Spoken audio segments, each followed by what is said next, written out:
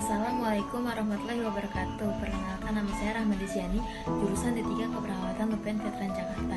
Di sini saya akan menjelaskan proses fertilisasi.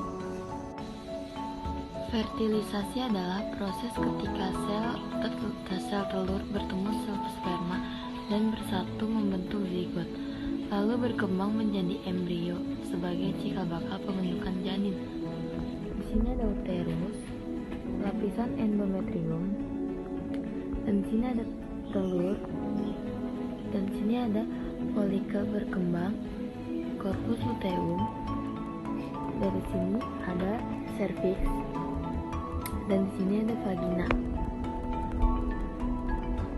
Proses pembuahan atau fertilisasi pada manusia.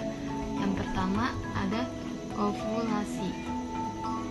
Ovulasi ini yaitu keluarnya sel telur dari ovarium atau indung telur yang normalnya terjadi setiap bulan, seperti proses terjadinya menstruasi.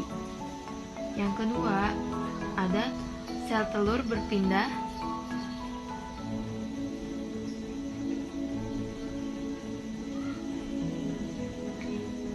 ke saluran tuba falopi.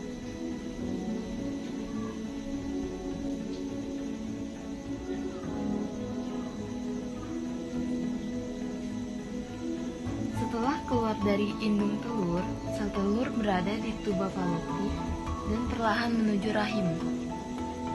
Yang ketiga, meningkatnya hormon.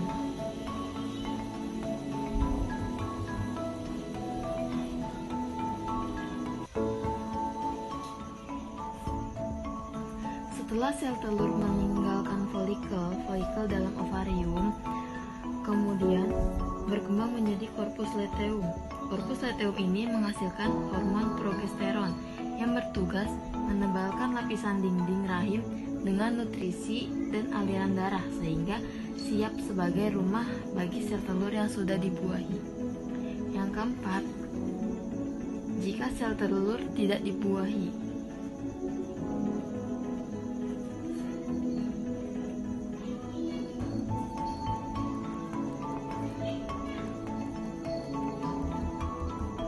bila tak ada sperma yang membuahi sel telur, maka sel telur akan berpindah ke rahim dan hancur.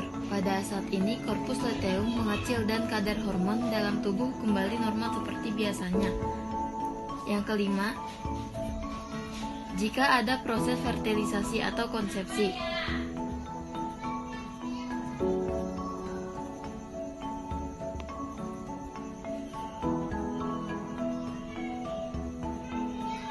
Kalau ada satu saja sperma yang berhasil sampai di saluran tuba falopi dan menerobos masuk dalam sel telur, maka terjadinya proses pembuahan.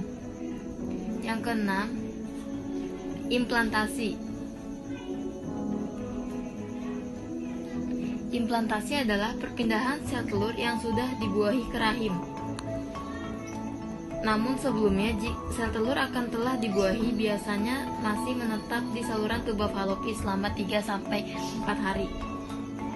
Yang ketujuh, munculnya hormon kehamilan.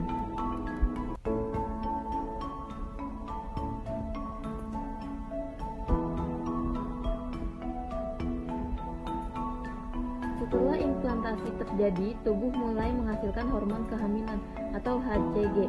Keberadaan hormon inilah yang dideteksi oleh alat tes kehamilan.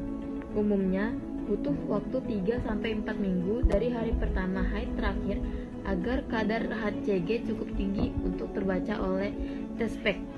Karenanya, banyak pihak menyarankan tes kehamilan dilakukan setelah telat haid saja.